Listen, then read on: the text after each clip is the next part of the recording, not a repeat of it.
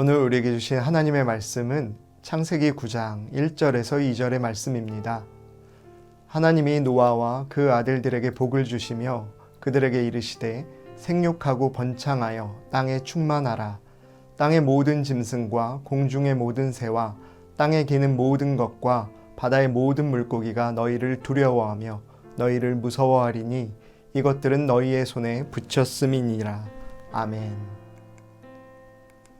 대홍수로 인해 노아의 가족을 제외한 모든 인류가 멸절한 상황 가운데 창세기 9장 본문은 하나님의 말씀으로 시작이 됩니다.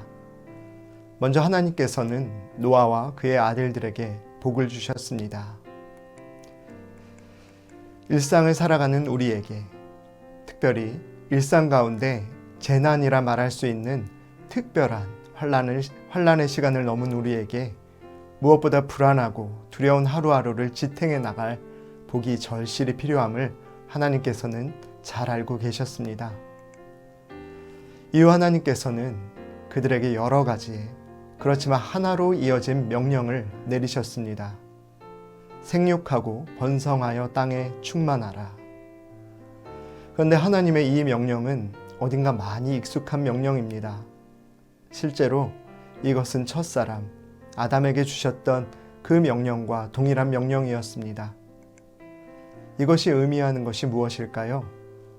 그것은 하나님께서 기본적으로 자연 환경 그리고 그 자연 안에 속한 모든 동식물들에 대해 청지기로서의 우리 인간에게 바라시는 방향이 변함이 없으시다는 뜻일 겁니다. 하지만 첫사람 아담의 때에 주셨던 명령과 지금 노아에게 주신 이 명령이 방향성은 동일하지만 다른 것이 있었습니다.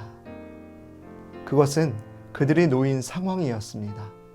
아니, 변해버린 상황이라 말할 수 있을 것입니다. 아담의 때에는 생육하고 번성하여 땅에 충만하라 라는 축복 외에 땅을 정복하라, 바다의 고기와 공중의 새와 땅에 움직이는 모든 생물을 다스리라 라는 축복이 더 있었습니다. 그런데 노아의 축복에는 이 두 가지가 제외되어 있었습니다. 이것이 뜻하는 것은 또한 무엇일까요? 그것은 원래 무죄하게 창조된 인간에게는 동물에 대한 지배권이 있었는데 타락한 후에는 이러한 권위를 상실하게 되었다는 뜻입니다.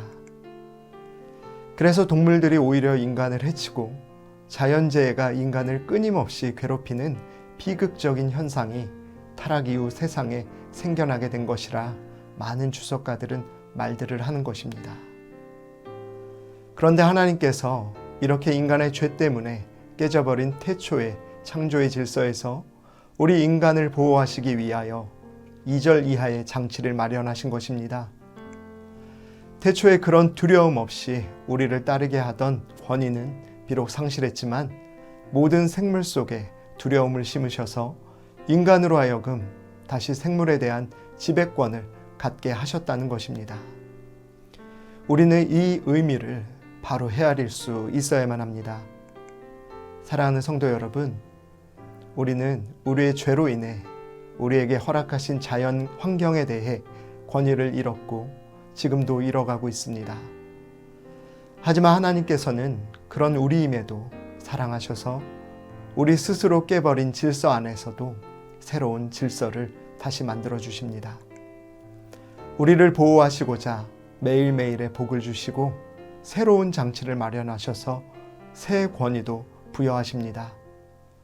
하나님의 그 귀한 사랑의 의미를 헤아려서 우리에게 맡기신 자연 환경에 책임을 다하는 우리가 되어야 할 줄로 믿습니다.